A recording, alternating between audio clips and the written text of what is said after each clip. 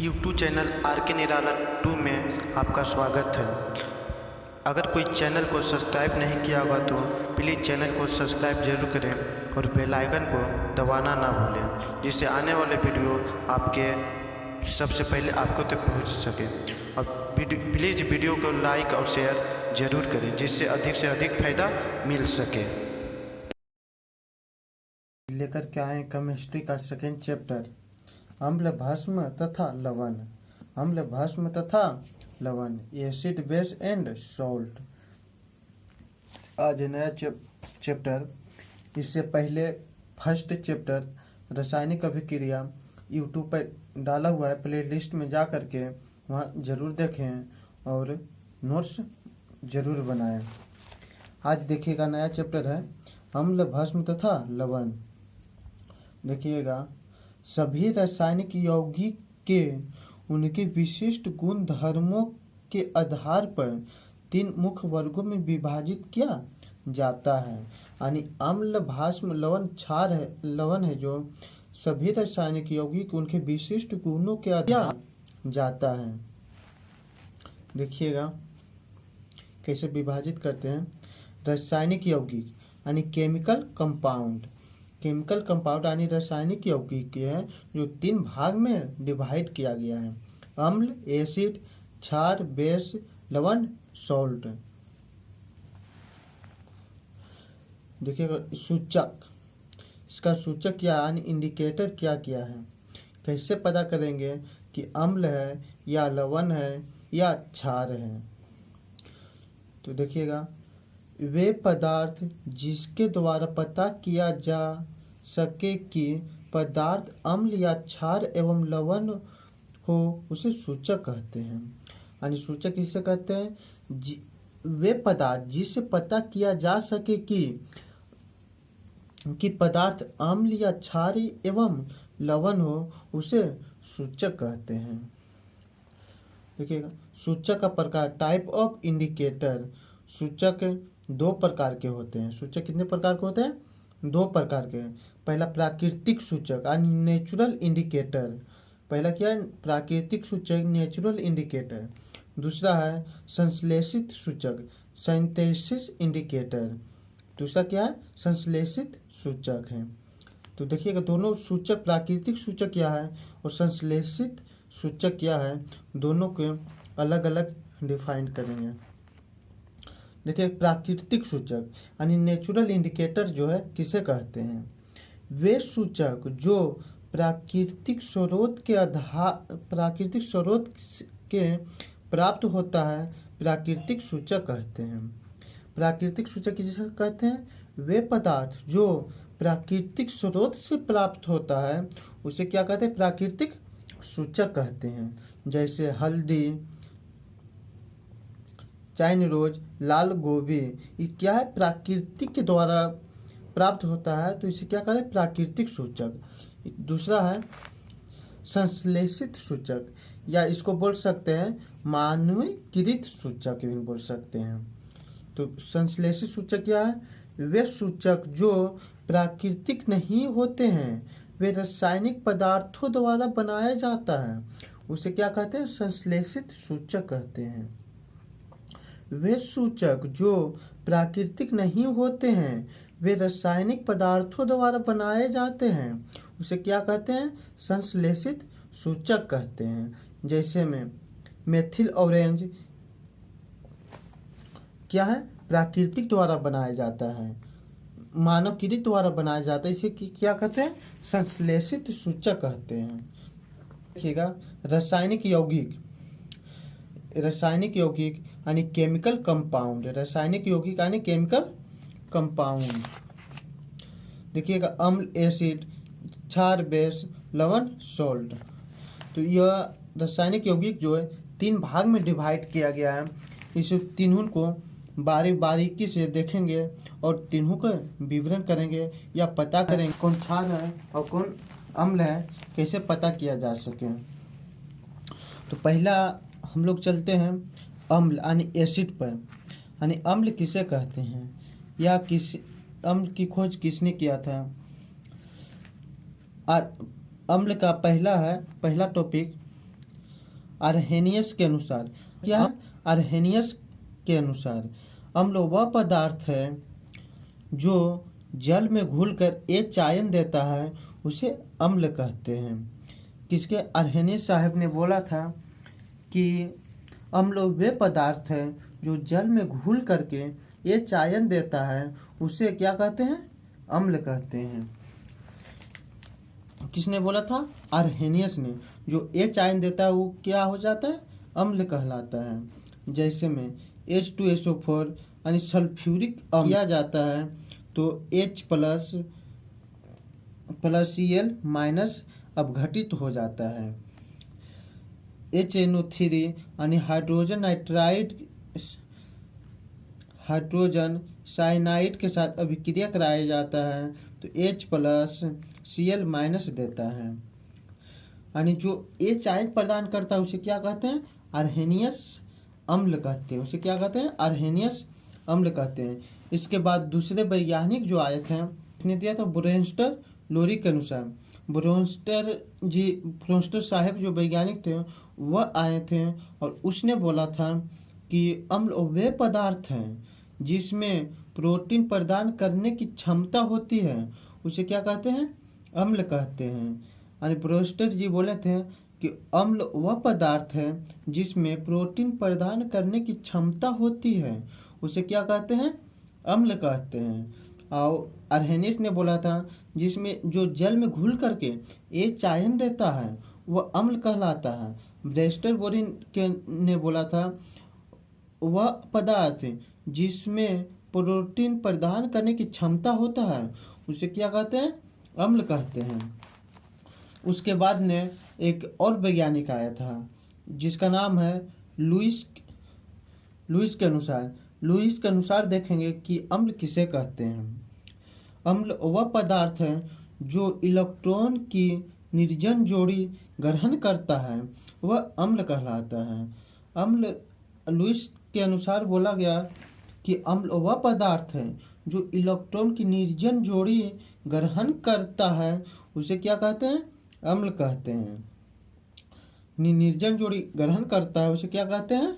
अम्ल कहते हैं। खोज के लिए 3 वैज्ञानिक आए और तीनों के अलग अलग सिद्धांत दिए थे। अब देखेंगे आगे अम्ल के गुण। अम्ल को कैसे पता किया जा सकता है कि यह अम्ल है या क्षार है? तो इसको पता करने की विधि देखिए। अम्ल का गुण क्या क्या है? अम्ल स्वाद में खट्टा होता है, पहला नियम। अम्ल स्वाद में खट्टा होता है। अम्ल की पीएच मान 7 से कम होती है। अम्ल का पीएच मान कितना होता है? 7 से कम होती है। यह विद्युत का सुचालक होता है। जो अम्ल होता है वह विद्युत के सुचालक होता है। अम्ल नीले लिटमस पत्र को लाल कर देता है। अम्ल नीले लिटमस पत्र को लाल कर देता है। लिटमस पत्र लाइकेन का बना होता है। लिटमस पत्र किसका बना होता है? लाइकेन के बना होता है। ठोस अम्ल या क्षार लिटमस पत्र को नहीं बदलता है। जो ठोस अम्ल या क्षार जो रहता है लिटमस पत्र को नहीं बदलता है। यानी इसके अनुसार से पता किया जा सकते हैं कि क्या अम्ल है या नहीं। इसको याद करने के लिए एक ट्रिक है ABR से इसको याद किया जा सकता है। ए से एसिड, बी से ब्लू, आर से रेड क्या है? अम्ल कहलाता है। यानी अम्ल कहलाता है। नीला को लाल कर देता है उसे क्या कहते हैं? अम्ल कहते हैं। आगे देखिएगा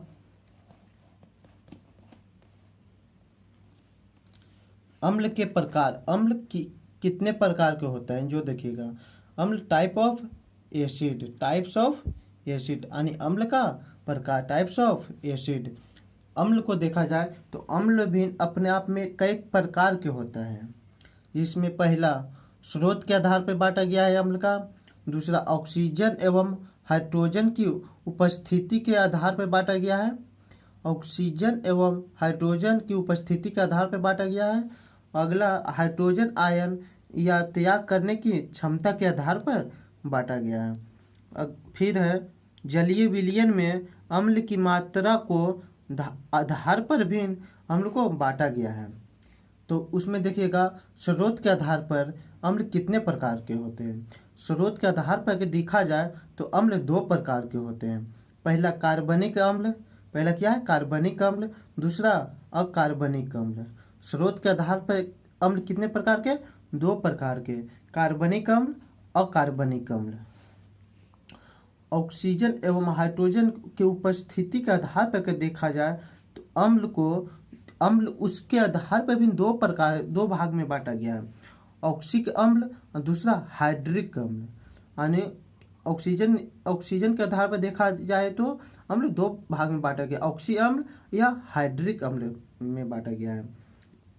अगला हाइड्रोजन आयन एवं त्याग करने की क्षमता के आधार पर देखा जाए तो अम्ल को दो भाग में भी बांटा गया है।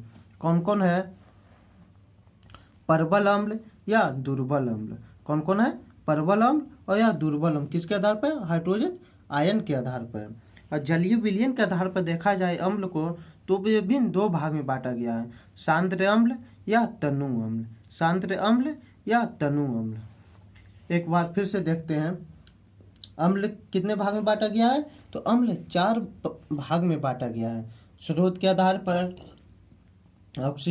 ऑक्सीजन के आधार पर, हाइड्रोजन आयन त्याग करने की क्षमता के आधार पर, जलीय विलयन अम्ल की मात्रा के आधार पर। स्रोत के आधार पर अगर देखा जाए अम्ल को तो दो भाग में बांटा गया है, कार्बनिक अम्ल, अकार्बनिक अम्ल। ऑक्सीजन एवं हाइड्रोजन की उपस्थिति के आधार पर अगर देखा जाए अम्ल का तो दो भाग में बांटा गया है, ऑक्सी अम्ल या हाइड्रिक अम्ल। हाइड्रोजन आयन त्याग करने की क्षमता के आधार पर देखा जाए तो अम्ल को दो भाग में बांटा गया है, प्रबल अम्ल या दुर्बल अम्ल। जलीय विलयन की अम्लीयता के आधार पर अगर देखा जाए तो अम्ल दो भाग में बांटा गया है, सांद्र अम्ल या तनु अम्ल। अब देखिएगा सबको अलग अलग प्रकार को अलग अलग भाग में बांटा गया है, तो इसको सबको एक कर करके बारीकी से देखेंगे और समझेंगे। पहला क्या है, कार्बनिक अम्ल। यानी स्रोत के आधार पर कितने भाग में बांटा गया है, दो भाग में बांटा गया था, कार्बनिक अम्ल, अकार्बनिक अम्ल। तो देखिएगा पहला क्या है, कार्बनिक अम्ल यानी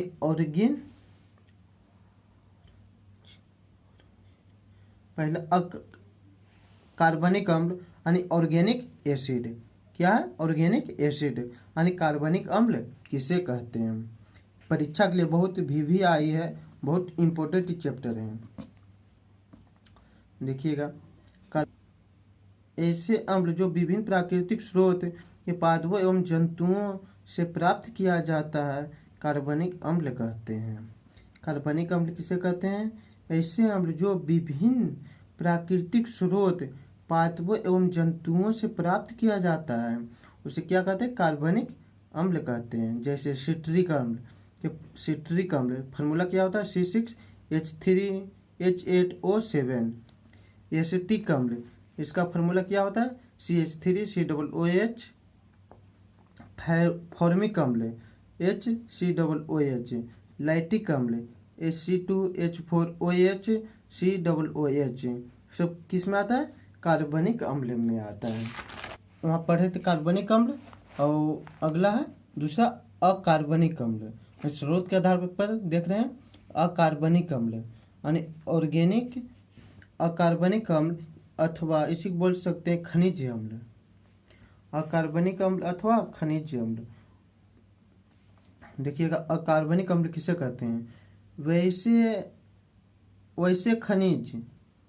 वैसे खनिज अम्ल जो प्राकृतिक रूप से नहीं पाए जाते हैं बल्कि इन्हें अकार्बनिक खनिजों से प्राप्त किया जाता है उसे अकार्बनिक अम्ल कहते हैं। ऐसे खनिज अम्ल जो प्राकृतिक रूप से नहीं पाए जाते हैं बल्कि इन्हें अकार्बनिक खनिजों से प्राप्त किया जाता है उसे अकार्बनिक अम्ल कहते हैं।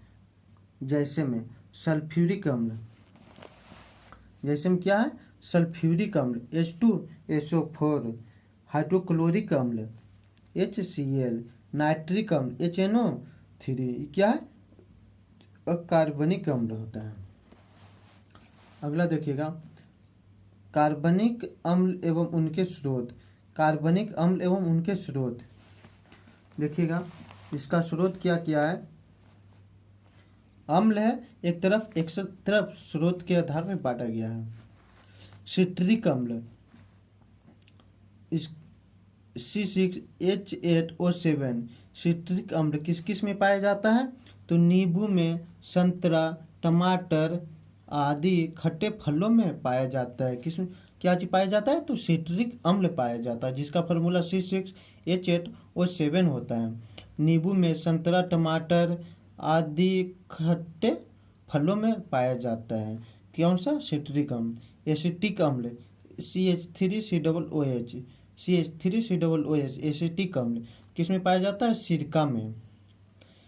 सिरका में किसमें पाया जाता है एसिटिक अम्ल, सिरका में। फॉर्मिक अम्ल HCOOH फॉर्मिक अम्ल HCOOH किस में पाया जाता है, फॉर्मिक अम्ल किस में पाया जाता है, मधुमक्खियों एवं चींटियों तथा नेटल नामक वनस्पति के कांटे में। यानी मधुमक्खियों यानी बिच्छू के डंक में बोल सकते हैं। बिच्छू के डंक में कौन सा अम्ल पाया जाता है, फॉर्मिक अम्ल पाया जाता है, जो बहुत जलनशील होता है। फॉर्मिक अम्ल कैसा होता है, जलनशील होता है।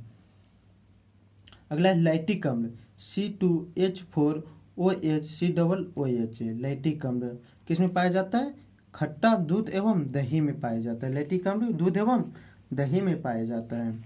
एस्कॉर्बिक अम्ल किसमें पाया जाता है, एस्कॉर्बिक अम्ल का फार्मूला C6H8O6 होता है। एस्कॉर्बिक अम्ल C6H8O6 होता है। किसमें पाया जाता है, आंवला में, पपीता में पाया जाता है, आंवला व पपीता में। एस्कॉर्बिक अम्ल। टाइट्रिक अम्ल C4H6O6 किसमें पाया जाता है, कच्चा आम में या अंगूर में, इमली में, केला, अनानास में। कौन सा अम्ल पाया जाता है, टाइट्रिक अम्ल। कौन सा, टाइट्रिक अम्ल। ऑक्जेलिक अम्ल किसमें पाया जाता है, इसका फार्मूला होता है C2H2O4 ऑक्जेलिक अम्ल का फार्मूला C2H2O4 किसमें पाया जाता है, पालक एवं टमाटर में। ऑक्जेलिक अम्ल किसमें पाया जाता है, पालक एवं टमाटर में। इसका उपयोग रक्त को थक्का बनाने में किया जाता है। यूरिक अम्ल इसका फार्मूला C5H4N4O3 होता है। किसमें पाया जाता है, मूत्र में यानी यूरिया में पाया जाता है। इसका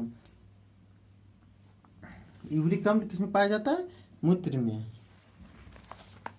अगला वो तो स्रोत के आधार पर चल रहे थे। अब अगला है दूसरा, ऑक्सीजन एवं हाइड्रोजन की उपस्थिति के आधार पर हम लोग को कितने भाग में बांटे थे, 2 भाग में बांटे थे। ऑक्सीजन एवं हाइड्रोजन की उपस्थिति के आधार पर हम लोग कितने भाग में बांटे थे, 2 के आधार पर। कौन कौन, ऑक्सिक अम्ल या और दूसरा था हाइड्रिक अम्ल। पहला क्या था, ऑक्सिक अम्ल, दूसरा हाइड्रिक अम्ल था। तो पहला देखेंगे ऑक्सिक अम्ल किसे कहते हैं, ऑक्सिक अम्ल किसे कहते हैं, वे अम्ल जिसमें हाइड्रोजन परमाणु से एक ऑक्सीजन परमाणु संयुक्त रहता है तथा कम से कम एक अन्य तत्व भी उपस्थित होते हैं, उसे ऑक्सी अम्ल कहते हैं। वे अम्ल जिसमें हाइड्रोजन परमाणु से एक ऑक्सीजन परमाणु संयुक्त रहते हैं तथा कम से कम एक अन्य तत्व भी उपस्थित होते हैं, उसे की क्या कहते हैं, ऑक्सिक अम्ल कहते हैं। जैसे HCO4 H2SO4 HNO3 H2CO3 H3PO4 इसे क्या कहते हैं, ऑक्सी अम्ल कहते हैं। दूसरा क्या है, हाइड्रिक अम्ल। दूसरा क्या, हाइड्रिक अम्ल।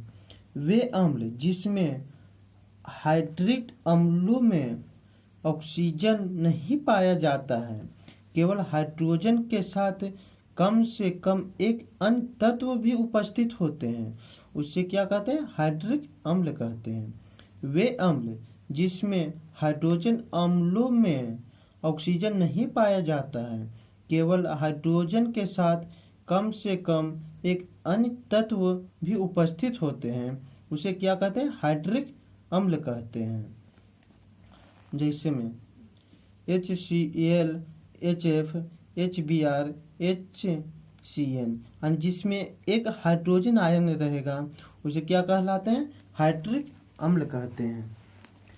एक नोट में है, अम्लों में समान रूप से पाए जाने वाले तत्व कौन सा होता है? हाइड्रोजन होता है। ये ऑब्जेक्टिव में पूछता है।